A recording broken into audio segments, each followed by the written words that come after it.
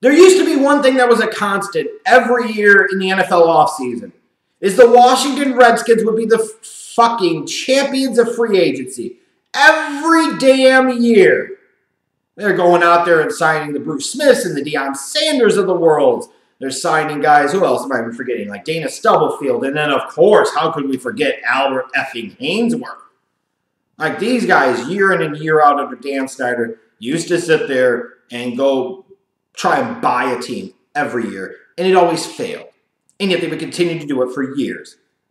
And in recent years, there's kind of been this gaping void in the NFL offseason when it comes to free agency because the Redskins and Dan Snyder haven't went nuts. And it just throws off the whole karma of the thing a little bit. Now, granted, you have enough idiotic teams doing enough other idiotic deals to artificially inflate the marketplace, which is their own damn fault. But it's just not the same without the Redskins. Well, they're back, baby! Woo! And in a big way. Now, personally, I'm a fan of Landon Collins.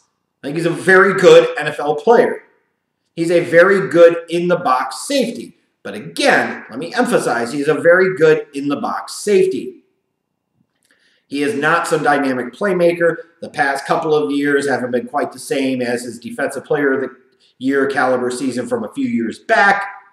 He's a good player, maybe very good player, but he's not truly an elite player. He's not playing at that elite level now. So, of course, the Redskins looked at that and said, break me off a piece of that.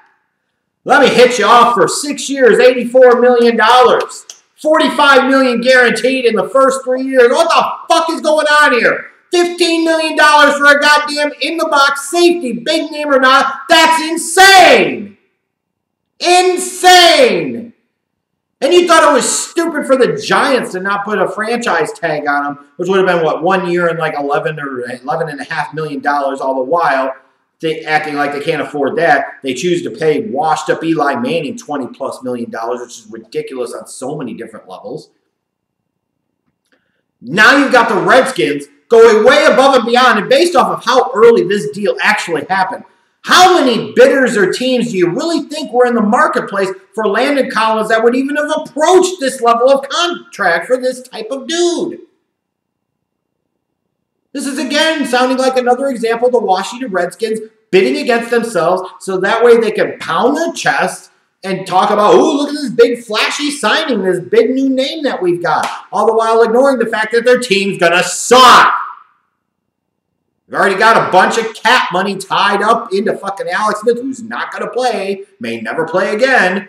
Then you bring in Case Keenum because that's going to solve a whole lot of things. I bet here in Richmond, they can't wait to watch the Case Keenum versus Colt McCoy quarterback controversy in training camp. Oh, baby! It would be one thing if you were saying Landon Collins was an edge rusher and an impact edge rusher, and they were bringing him in to team him up with Ryan Kerrigan. I get that. That's in a premier position where you get premier production. It carries tremendous elite value to your organization. I can understand if you're bringing in a bona fide, big-time wide receiver. I could understand dishing out this type of contract. I could understand if you were talking about a true shutdown number one man cover corner type of dude. But bless his heart, Landon Collins, good NFL player, he is none of that.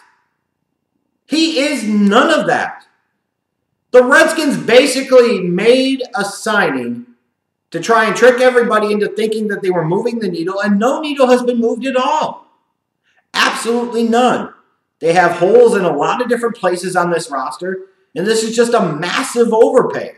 Even if you only talk about the 3 years, $45 million, Collins certainly isn't going to be a total bust. And I would tend to agree with that, barring a bunch of injuries. He's not going to be a total bust. But $15 million per year, the next 3 years, on average, guaranteed, for a guy to be a good to very good, but not special player, whose impact in the passing game, especially in coverage, is somewhat limited, feels like a massive overspend, and more of the Redskins being the Redskins of old. So as fun as it is to shit on them for a ridiculous market-destroying contract like this, God, it feels good to be able to crap on the Redskins again for being the champions of free agency. And in the process, ending up being total fools. This contract is foolish. Because Bruce Allen and Daniel Snyder are fools. And all Redskins fans with brains know that their organization is run by fools. Period. How dumb. God.